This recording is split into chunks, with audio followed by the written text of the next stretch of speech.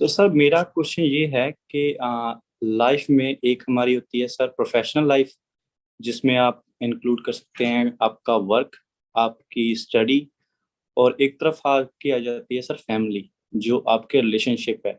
तो इन चीज़ों को सर बैलेंस कैसे करें कि हाँ आप सेटिस्फाई रहें इन चीज़ों में, कि आपकी जो दोनों लाइफ हैं वो स्मूथ चल रही है। देखो, इसमें बेसिकली क्या होता है कि ये जो हमारी दो लाइफ आप कह रहे हो ना, ये दो लाइफ एक्चुअल में नहीं है। ये दोनों एक ही है, ये दोनों ही पार्ट ऑफ लाइफ है और दोनों ही ज़रूरी है। मतलब बिना एक के दूसरा बेकार है और बिना दूसरे के पहला बेकार है। काम बहुत कर रहे हो लेकिन कोई रिलेशनशिप ही नहीं है तो करोगे क्या उस काम का? पैसे का क्या करोगे? रिलेशनशिप तो है लेकिन पैसा ही नहीं है, तो उस रिलेशनशिप को भी सस्टेन करने के लिए, फैमिली को सस्टेन करने के लिए, वाइफ को, बच्चों को पैसा चाहिए ना। तो वो कहाँ से आएगा? तो अब इसमें क्या करना होता है, थोड़ा सा इंटेलिजेंटली लाइफ को प्लान करना होता है, यानी प्रायोरिटी सेट करनी होती है।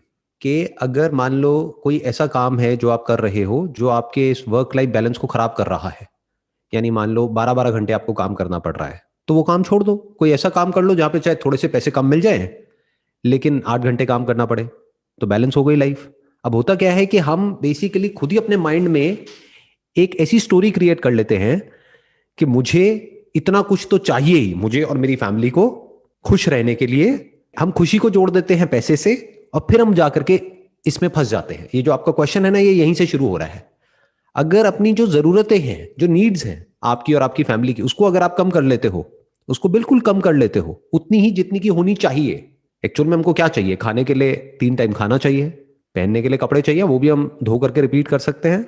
रहने के लिए एक छोटी सी जगह चाहिए जहां पे हम रह सके। और इसके अलावा क्या चाहिए? बाकी सब तो फ्री है ना। जैसे सांस ले रहे हो, हवा है, तो वो तो फ्री है। पार्क भी फ्री है। बहुत लोग इस चीज को नहीं समझ पाते। लोग सोचते हैं बहुत बड़ा घर होना चाहिए। अरे भाई, बड़े घर का क्या करेगा? तेरे को फ्री में पार्क मिल तो रहा है।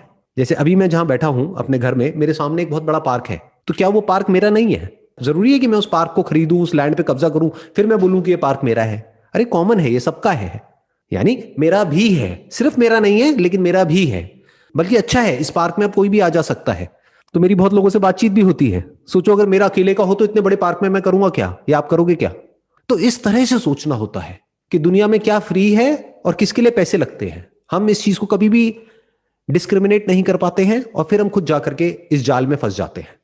ये जाल क्या है? आप अपने माइंड में कहानी बना लेते हो कि मुझे अपनी फैमिली के लिए, अपने बच्चों के लिए, इसके लिए, उसके लिए इतना पैसा चाहिए, उतना पैसा चाहिए, और इतना पैसा मेरे पास में नहीं है। अब उसको कमाने के लिए मेरे को इतने घंटे काम करना पड़ेगा, इतना हार्ड वर्क करना पड़ेगा।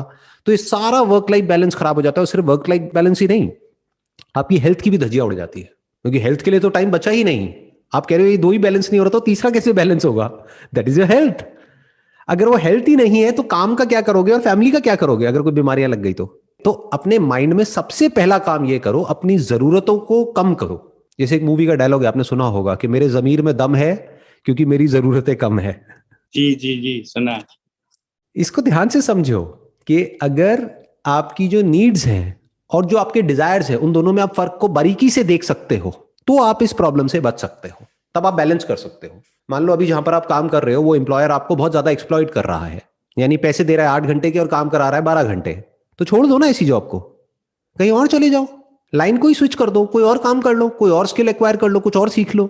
और ये जो अडेप्टेबिलिटी है ना, ये बहुत लोगों में इसकी कमी होती है, जिस वजह से जाकर के हम फंस जाते हैं ऐसी जगह पे। क्योंकि हम अडेप्ट नहीं करते हैं टाइम के साथ साथ में। जैसे जैसे सिचुएशंस बदलती हैं, हम बदलते नहीं हैं, हम कुछ नया सीखते नहीं हैं। हम वैसे ही करते रहते हैं एक चीज को जैसे कि 10 साल पहले कर रहे थे, फिर हम जाकर के एक जगह पे फंस जाते हैं। इसको कंफर्ट जोन बोलते हैं। अगर आप कॉन्स्टेंटली कुछ नया सीखते रहो, अपने आप को अपग्रेड करते रहो, तो जैसे ही टाइम बदलेगा आपको लगेगा कि यार ये लाइन ही अच्छी नहीं है, ये काम ही अच्छा नहीं है जिस काम में मैं हूं, तो आप काम को ही बदल दोगे। कोई ऐसी इंडस्ट्री में चले जाओ, कोई ऐसा काम कर लो जहां पे इतना ज्यादा आपको टाइम देने की जरूरत ना हो, तो बैलेंस हो गया सब कुछ। दिन में 8 घंटे आपने काम किया, मानो 8 घंटे सो गए, बाकी 8 घंटे बचे। अब उसमें क्या करोगे? उसमें से कुछ टाइम अपने लिए हो गया, अपनी हेल्थ के लिए हो गया, अपने माइंड के लिए हो गया, प्लस कुछ टाइम फैमिली के लिए हो गया। फैमिली को एक दिन में आप 2-4 घंटे से ज्यादा दे भी नहीं सकते। उससे ज्यादा में तो फैमिली भी कहेगी जाओ अपना काम करो, इतना नहीं चाहिए हमें। दिन में 1-2 घंटे भी अगर आप फैमिली को दे दो तो बहुत होते हैं। इससे ज्यादा क्या करोगे? उनकी भी तो अपने अपनी प्रायोरिटीज हैं। तो दिन में 1-2 घंटे ही तो निकालने हैं, तो वो क्यों नहीं निकाल पा रहे हम? ये हमको अपने आप से सवाल पूछना है। कहीं ऐसा तो नहीं है जैसे एक मकड़ी एक जाल बनाती है और खुद ही उस जाल में जाकर के फंस जाती है? तो आपने भी अपने डिजायर्स का ऐसा एक जाल बना लिया है और खुद ही उस जाल में जाकर के फंस गए हो। और सिर्फ आप अकेले नहीं फंसे हो, ये मत समझो कि जिसके पास में पैसा कम होता है वही फंसता है, जिसके पास में पैसे की कमी होती है वही फंसता है, जिसके पास में पैसा बहुत ज्यादा होता है वो भी फंस जाता है। खुद अपने माइंड में एक जाल बना लेता है। किसके लिए कर रहा हूं? अपने बीवी बच्चों के लिए तो कर रहा हूं।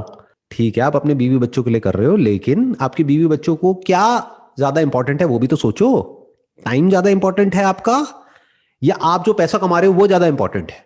पूछो अपने बीवी बच्चों से, तो वो जवाब देंगे। अगर वो कह देते हैं कि भाई हमारे लिए तो पैसा इंपॉर्टेंट है, हो भी सकता है, दैट इज पॉसिबल।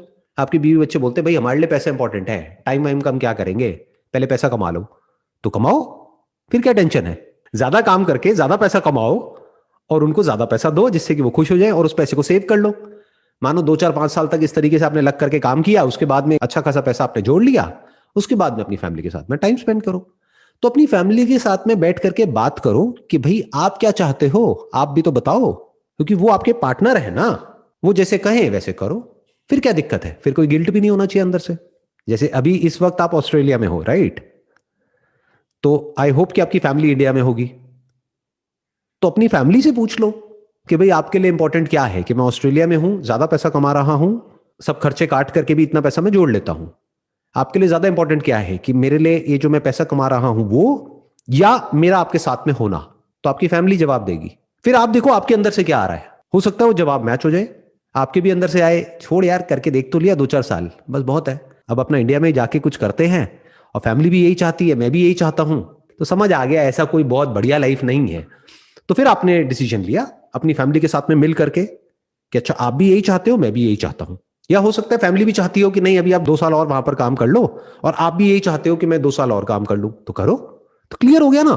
तो डिस्कस करो अपनी फैमिली के साथ में, और बीच का एक रास्ता निकालो। अगर आप जो चाहते हो और जो फैमिली चाहती है वो मिल गया तो बढ़िया हो गया काम, और क्या चाहिए। एक इसका तीसरा सिनेरियो भी हो सकता है। वो क्या है कि फैमिली कहती है कि हमें तो बहुत पैसा चाहिए, क्यों?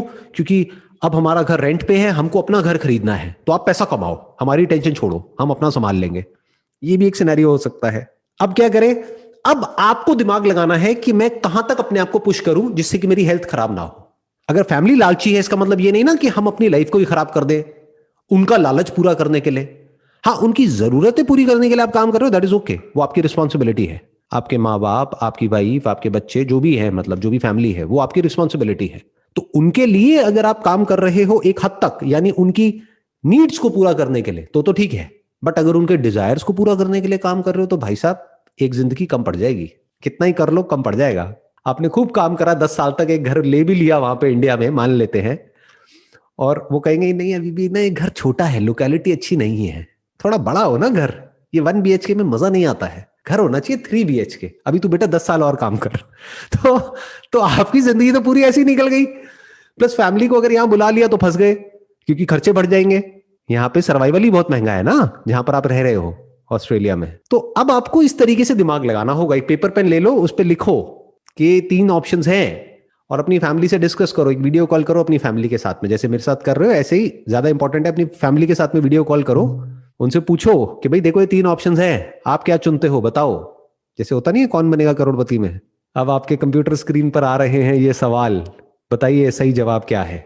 उनसे जवाब मांगो, फिर जो जवाब आएगा उसके हिसाब से फिर अपने अंदर से जवाब मांगो कि मेरा जवाब क्या है। हो सकता है एक ही जवाब हो तो काम हो गया,